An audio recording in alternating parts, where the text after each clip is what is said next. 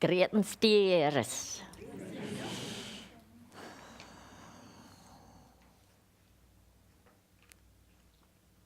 All right, I'll try again. Greetings, dears. Because your energy was so much better than that pitiful little hello. Hey, how are you? And your energy is just all out everywhere, so you've got to have a little balance in there. So you have a new year in front of you. And this is a great one. So the first thing that you want to think about is, how are you with last year? Because it's important to remember that last year was one of the most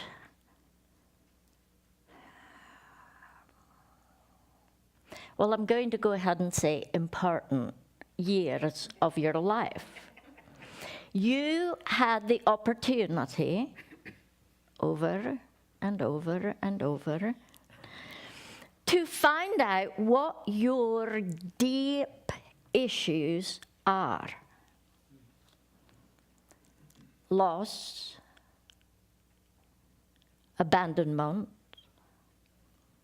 feeling like you're not enough physically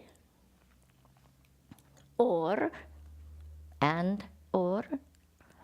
mentally, emotionally, spiritually. Those are the big three.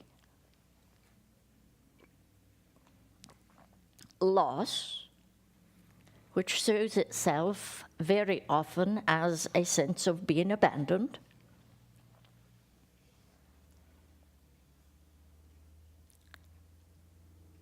And feeling as though you're not enough.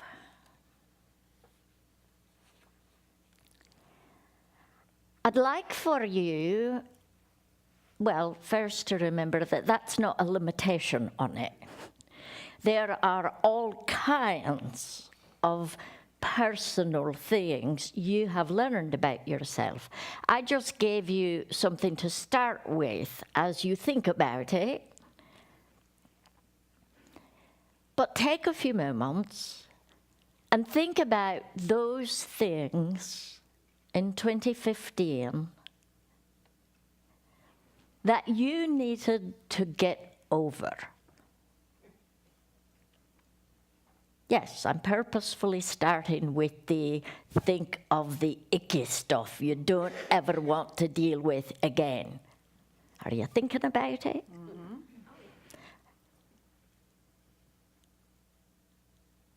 As you think about it,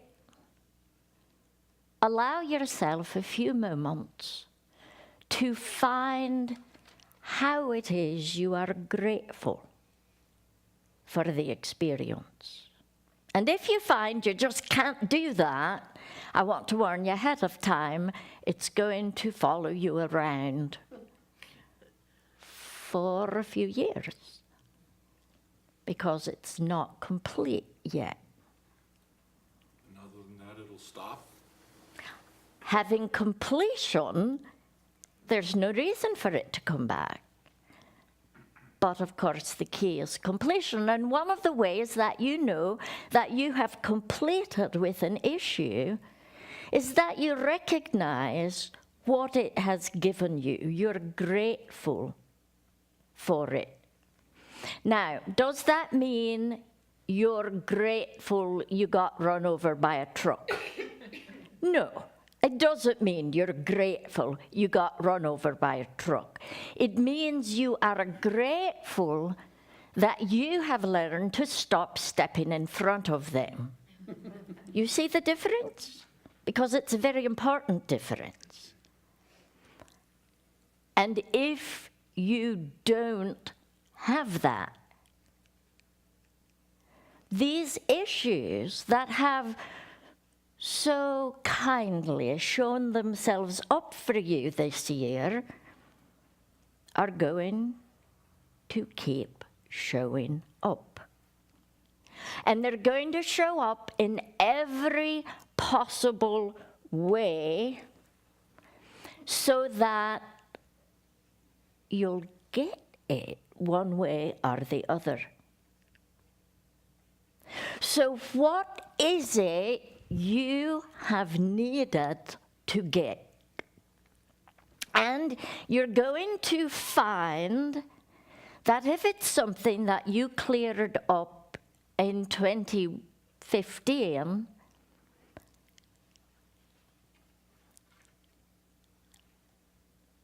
it's something that has been showing itself up way before then. I'm not talking about something that just happened.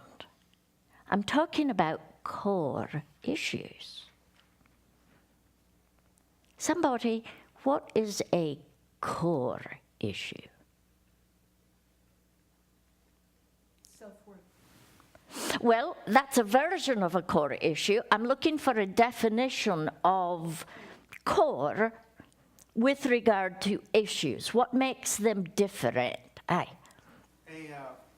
It's something, it's a belief system often that colors how you see the world and how you behave in the world. It adds a flavor to almost everything you do. And a big key in there is almost everything you do is colored by this. And the reason it's lasted so long is because you're so used to it, you don't see it as a problem. Or you don't see it as an issue. Core issues are things that you are usually blind to. But this past year, because you are so loved, they have shown up. And they have shown up over and over and over. And where I'm going right now is, did you get it? Have you made those completions? Have you worked through at least all that you're aware of? And if you're not sure, look back on anything that brought you pain this past year. That was a sign from God. Because although it is true that there is plenty of pain and suffering and depravity and sadness and difficulty in this world, just in case you hadn't noticed, I thought I'd let you know.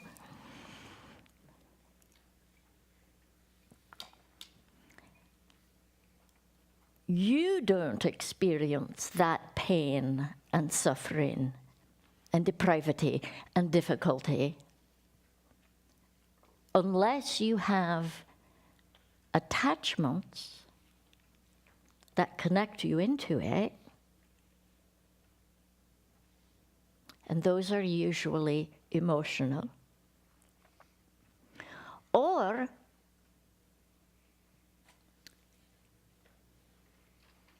if you're not, well, you release and you stop relating. You let go and you stop listening. Again, this does not mean you're not compassionate. It does not mean you're not loving, thoughtful, kind, helpful. When you're around others who are suffering or in pain, it means you don't take it on. You take it on because you relate to it.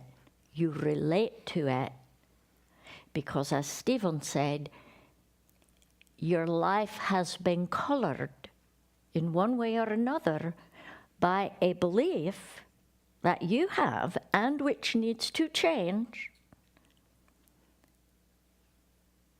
that flows right along with that pain and suffering.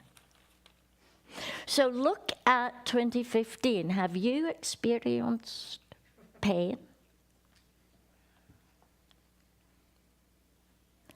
Now,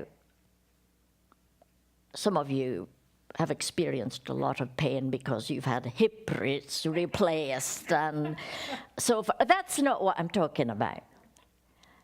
I mean, heart pain. Well, Samuel, are you saying that we should be able to live our lives and not experience pain and suffering?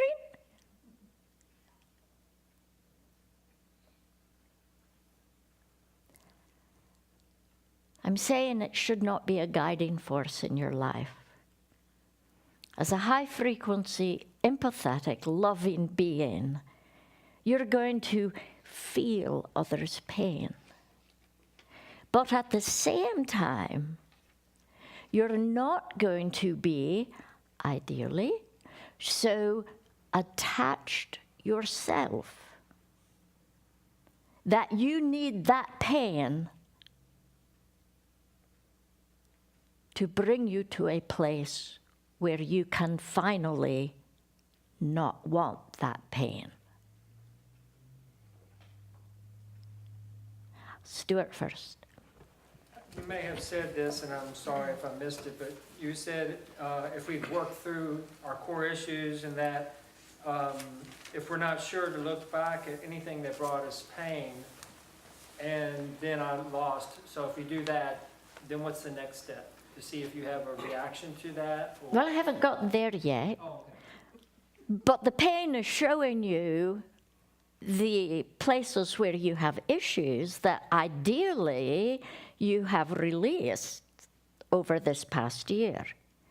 If you are still experiencing that pain, you've not released those issues. Okay, so if you think of those things that brought you pain and it brings you pain again, then that's an indication you've not released it. Well, yes, and as you look back on those things that brought you pain, if you know you didn't work them through, you just did the good old let's keep shoveling it away and not dealing with it. Let's put it in the back of the heart. Let's blame someone else instead of looking at one's own self. The old tricks. Then that's not worked through. And it definitely needs to be. David. Just want to speak up for those who have had the hip surgeries and that pain. In that I know of at least one person whose name I won't mention, but it's me. Took that opportunity. Was the surgery itself was finally taking care of myself. And the Yes. pain was what was leading up to it. And in the past, I put false priorities ahead of myself.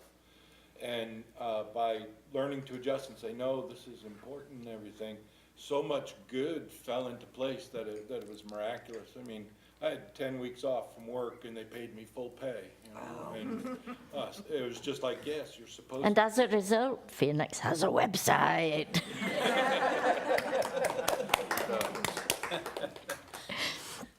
All right, sorry. Has a new and improved website. It's had a website for a very long time.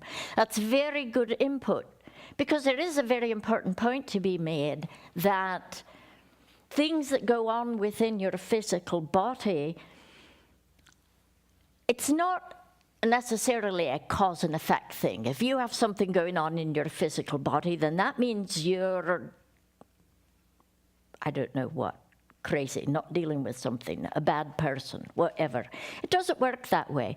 But if you continue ignoring what your body is trying so hard to let you know, such as You have lots of karma from your teenage years, and it's showing up right now, or something along those lines. Then it's vital that you listen. But if you're not willing to give yourself that opportunity, it's never going to happen. And you will continue not hearing your body. It will get worse. And that's on you. Because you might have something in your blueprint that was never meant to get to the point where it is right now. Whereas if you had stopped and listened when it first came up, if you had looked within to give yourself some time and allow yourself some healing, perhaps it would not have gone this far. You've always got to think of that too. No, does not apply. Just in case your paranoia was popping up there. Is she talking to me?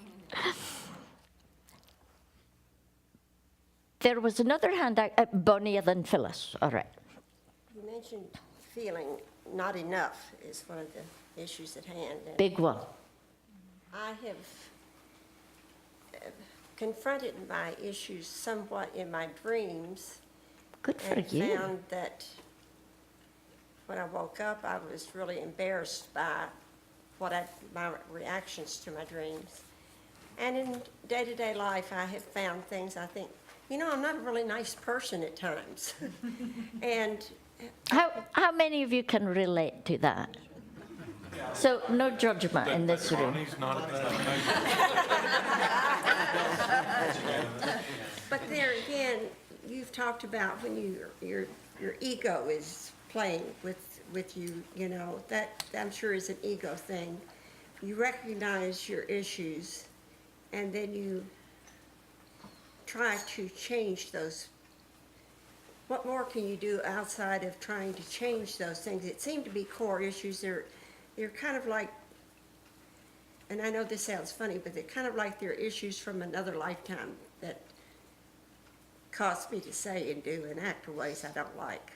Well, and of course it's always possible that that is the case, but you've got to remember, nothing has happened to you in a past life that requires adjustment in this life. Do you understand what I just said there? Nothing carries over that does not show up for you in this life, this way, this time. You don't have to go backwards to get this figured out. It's showing up in your life right now as who you are right now. So it may be a weak spot, so to speak, but it's continuing to allow it to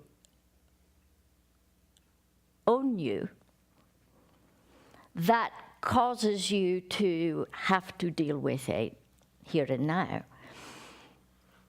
It doesn't matter where the origin is, because it's going to show up as an origin right here in this life. And here is what you want to look at.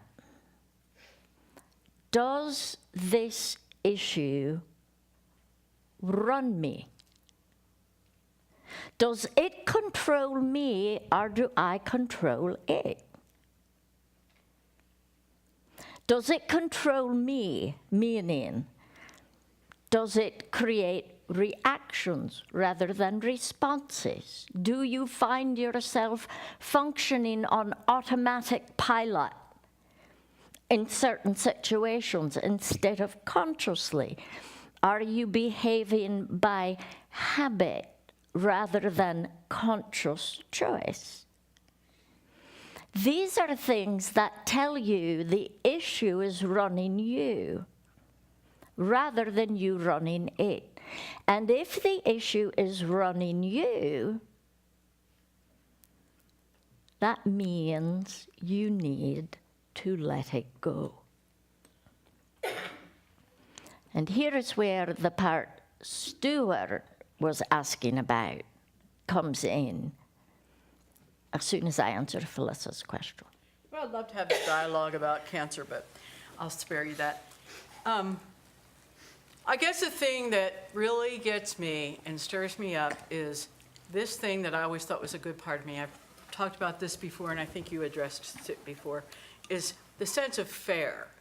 I want things to be fair. If there is a schoolyard bully or a workplace bully, I want it addressed, I want them corrected, I want it done. And that's caused me a lot Sound of like pain. a teacher, don't I you? know, just like a teacher. And it causes me a lot of stress and pain for, just having that. And you had said something maybe at the retreat about justice or fairness, and you had said, that's not what this work is about. Right. Yeah, so, okay. I'll keep working.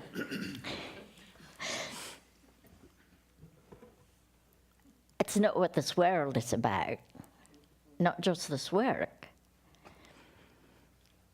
Justice and fairness and deserving and expecting, they all fall under the same kind of category. What kind of But I don't see category? them as the same thing. I mean, What kind of category do you think? All right. Expectations, judgment is the word I was looking for. Whose definition of fair are you looking at? How much of what's really going on do you know about? I'm not saying by any means that there aren't bullies and people who choose to take wrong action, make bad choices, do wrong things. Your reaction should be compassion, not anger. And when it makes you angry, it's because you're fearing something. And it's vital that you look to see what you are fearing. And much of the time, what you are fearing is which one of those things I mentioned earlier. It's the I'm not enough one. If this were happening to me, what would I do? What would I want? That's the golden rule that fits into almost every culture's religious beliefs. It's not a bad way to look at the world. It is a wrong way to expect the world to function. You have control over yourself. You do not have control over anybody else. And they make choices that run you over with a Mack truck. And yours is to learn to get out of the way of Mack trucks. so if you see someone bullying another person. I'm not saying that, Phyllis. You're Okay. taking it to an Well, and that's extreme probably- there. That's probably because of my own core issues, and that's what I'm trying to. But you would probably do better, more good, by helping the bullied than going after the bully. Okay. Okay. Yes. My version of thinking how to respond to that is to find out when I step in and want to try to fix something, rather than just trying to support with love and compassion and be a person available in that situation where someone's done something that is a consequence for them for something that they chose to do. Or not a consequence for them for something they chose to do. They're just different. You are different. You relate to those who are different. Many people in this world, particularly children, are so afraid of different that they seek it out, point it out, and try to eradicate it.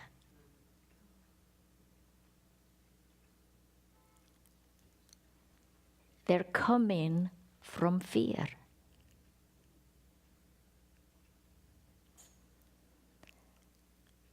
But it's not likely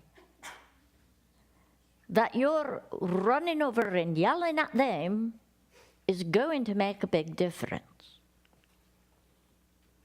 Because you're giving them power by that. What you want to do is express your love and compassion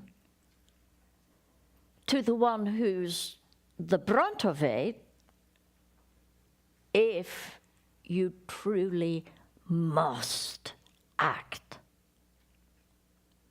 But be careful. Be careful, because it can be very disempowering. I'm not saying don't do it, I'm saying be careful. It can be disempowering, and it can be manipulative, because what you're really doing is trying to save yourself.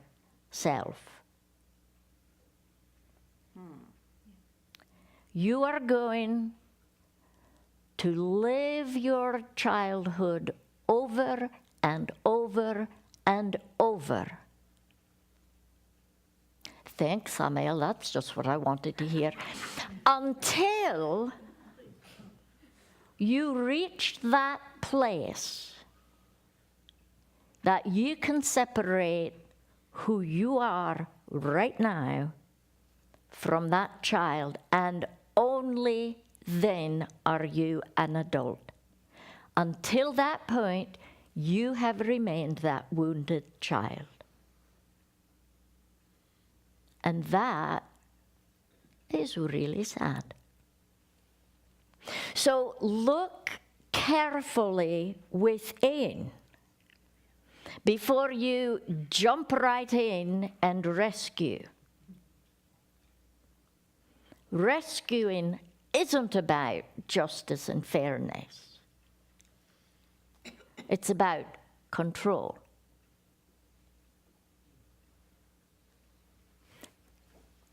The children that are doing the bullying, is that a learned behavior from family? Most often. Most often, it's a learned behavior. They were bullied, and they learn that there is power in making others afraid because they experienced it. Now, adults rarely think they are bullying. They think they're just getting what they want, or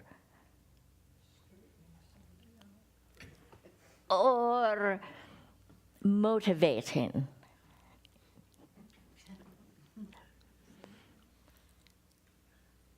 You've got to be careful. You've got to look at what your personal motivations are about. Where are you coming from? The only person you can control is yourself. And that's one of the hard ones, for guardians especially. Because you know what's needed. You know what would help. You know exactly what's going on. You get the whole download at once. you know you're right.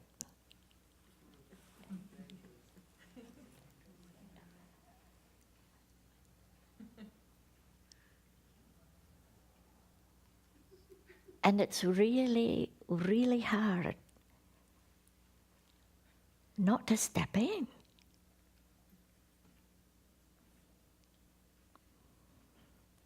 So be careful with that. Gwendolyn, and then I'm moving to the what to do. In many cases, is this not interfering in someone else's learning? Yes. Yes. And it's important that you get that part, and the gift that you give to them is to not to interfere. And that's a hard one for guardians, to recognize that sometimes your action is to not take action, that interfering can make things worse. But my intentions were good. Well, great. But you both get more lives to keep working out this issue because of it. You've got to be careful. Guardians put on their cape every day. You get out of bed and you're ready to save the world.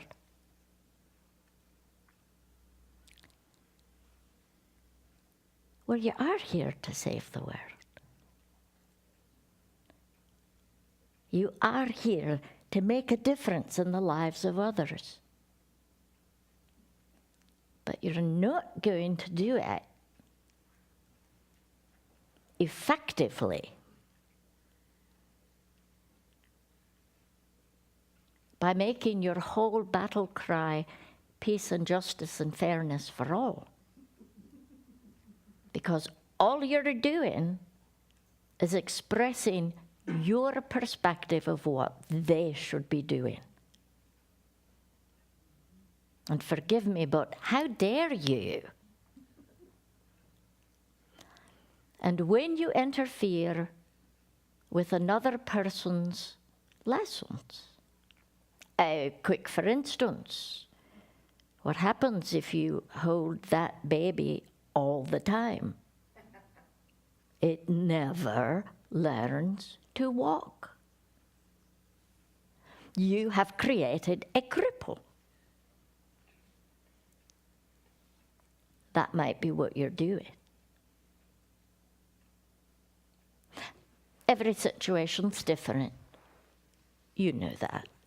Look within yourself.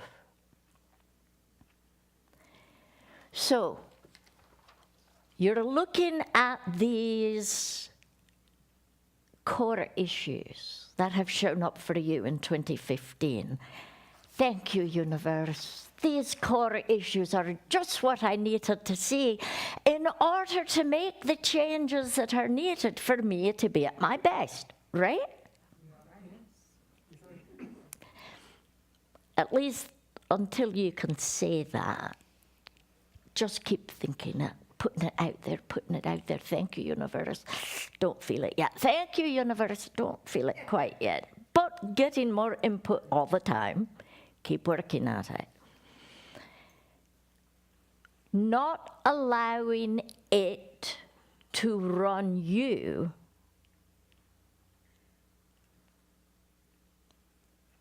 happens by releasing your need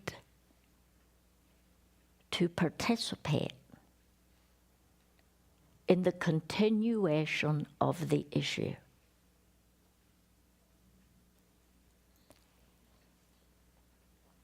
Somewhere along that line, you are adding to it.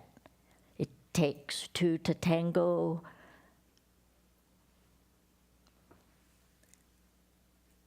Where are you allowing the process to continue? That's where you're going to find your attachment. And that attachment may be a belief, a memory. It can be a misunderstanding, a miscommunication, but it's going to be something that you can actually pinpoint the start of. And I guarantee it's not out there, it's in here. You are the reason you don't have fill in the blank. Well, no, Samael, it's because other people, our circumstances, or the economy, or my parents, or you're the reason. What needs to change in you?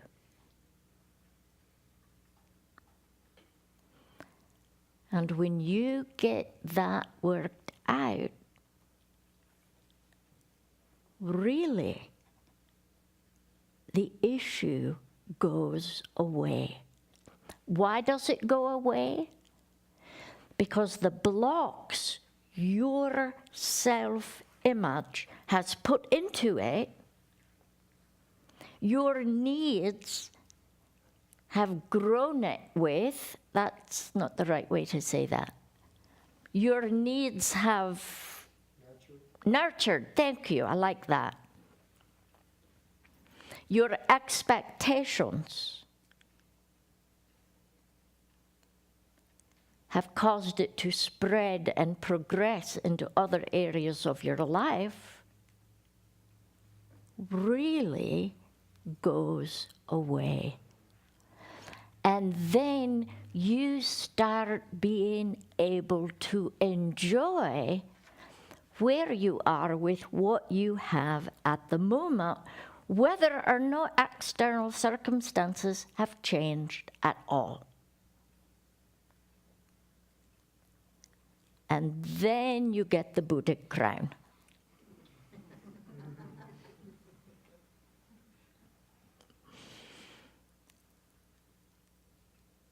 Your issues with other people aren't other people. Your issues with the system aren't the system. Your issues with dogs, cats, rats, cockroaches.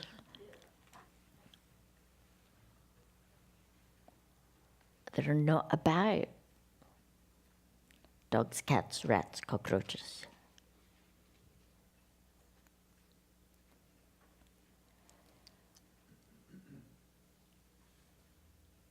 You have the ability to clean it up, clear it out, and be done with it. So that you can have that relief by way of that release. Which takes me to the positive end of things. What are the good things that happened in your life in 2015? Allowing yourself to look at the ways you have progressed, the changes that you have made positively, the things that brought you joy, the times you've experienced love. What made you happy this past year? This, I'll wait a moment. Take a moment, just like you did the things that brought you pain, and think of some of those things that brought you joy this year. You thinking? It seems I should be seeing more smiles if you're thinking about happy things.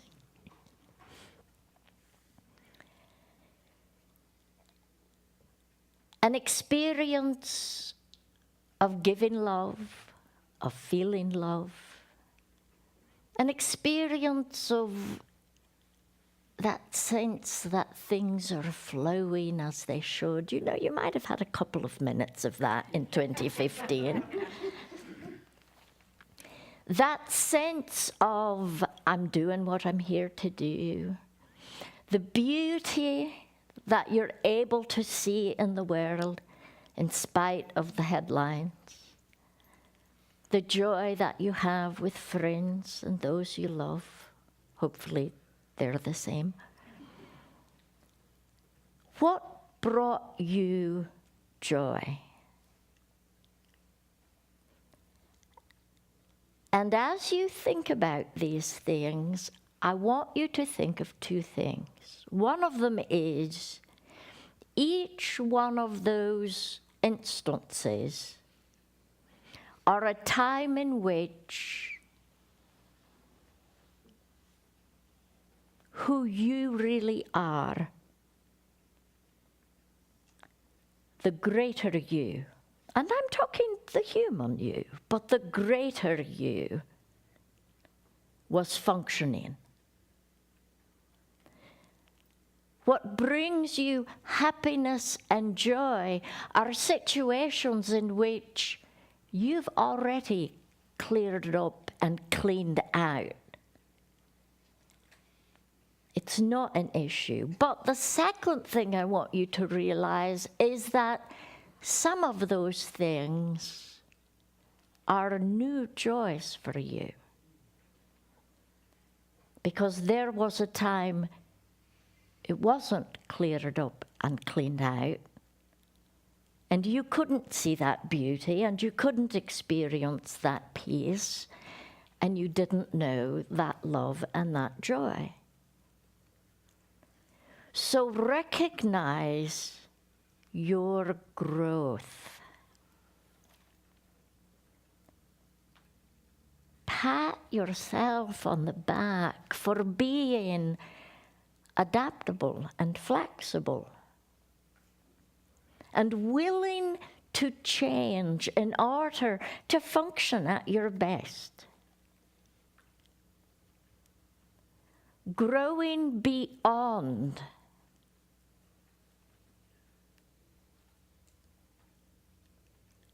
normal, average, even growing beyond good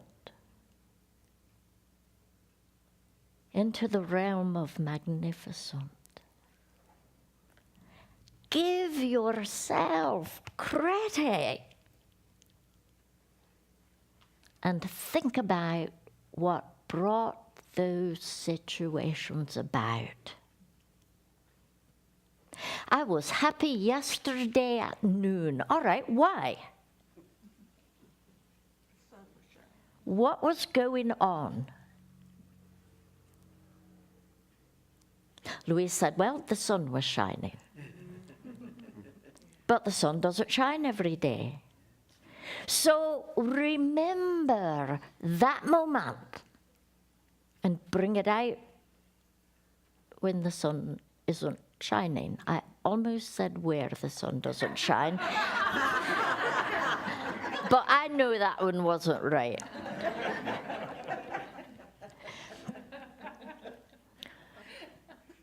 Recreate your joy. Recreate. Remember. Renew it.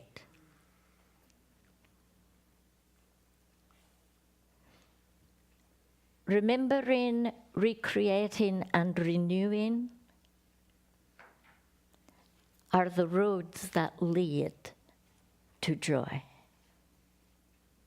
In 2016, you are going to have so much energy coming your way.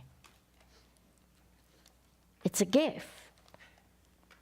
The door has opened, and you are receiving powerful energy transmissions, and 2016 is going to be filled with them.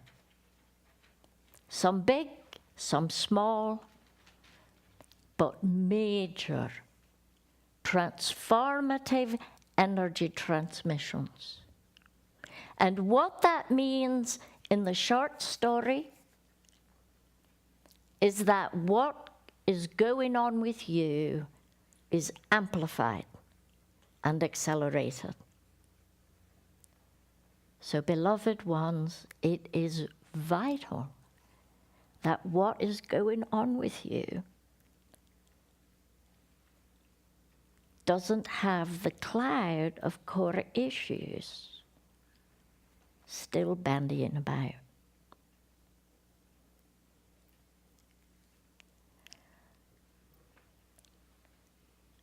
Core issues will get your attention physically, take your attention mentally, and accelerate your attention emotionally or dramatically. Do you understand what I mean by that one? So don't let them run you. Look to the joys. Be filled with the beauty and the happiness and the love.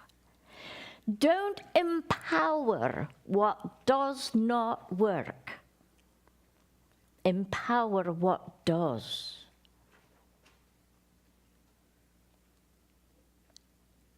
And you're going to be ready for all that this world is offering you now. It's a time of great power. And it's going to need people who can wield that great power.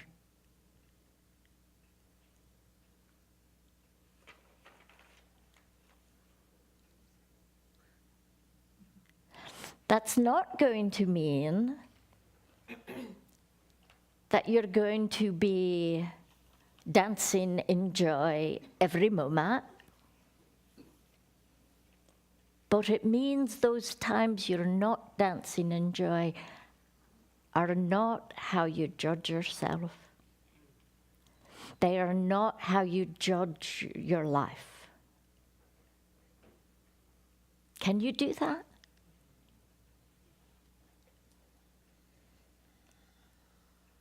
You'll be delighted with this year then, because it's a big one.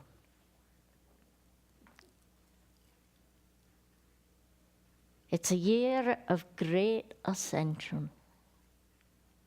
And you'll look back on it as the great ascension.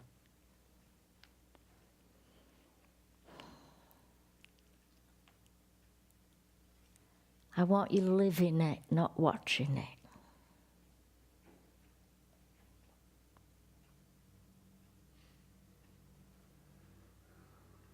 All right.